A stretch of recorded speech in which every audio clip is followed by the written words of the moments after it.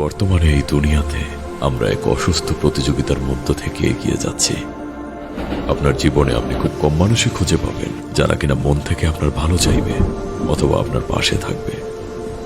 কিছুদিন আগ পর্যন্ত যে মানুষগুলোকে আপনি আপন মনে করতেন, তাদের সাথে আপনার জীবনের অনেকটা সময় কাটিয়েছেন, অথবা তাদেরই সাথে আপনার সুখ দুঃখের অনেকগুলো মুহূর্ত আপনি শেয়ার করেছেন। দেখবেন একটা সময় তারাই আপনার পাশ থেকে সরে যাবে। সেটা ভুল বুঝেও হতে পারে, আর না হয় ইচ্ছাকৃতভাবেই। একটা উক্তি আছে যে আপনি চাইলেও সবার মন রক্ষা করে চলতে পারবেন না। আপনি যত ভালো কাজই করার চেষ্টা করুন না কেন, যতটা ইতিবাচক মনোভাবই আপনার মধ্যে থাকুক না কেন, লোক আপনার দোষ খুঁজে বের করবেই।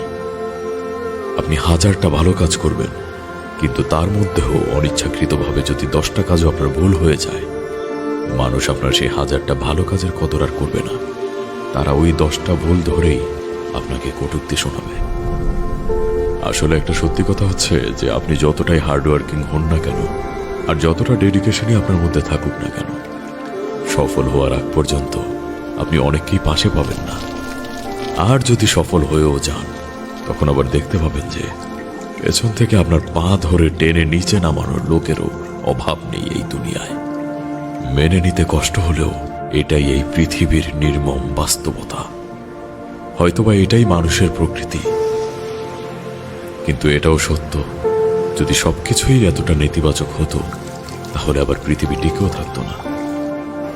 হ্যাঁ, হয়তোবা কম পাবেন, কিন্তু তারপরও এই দুনিয়াতে এখনো ইতিবাচক মানসিকতার মানুষ বেঁচে আছে।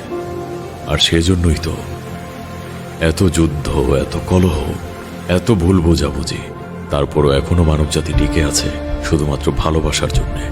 আর সেজন্যই যুগে যুগে বিভিন্ন মনীষীরা আর মহৎ লোকেরা ভালোবাসার বাণী প্রচার করে গেছেন।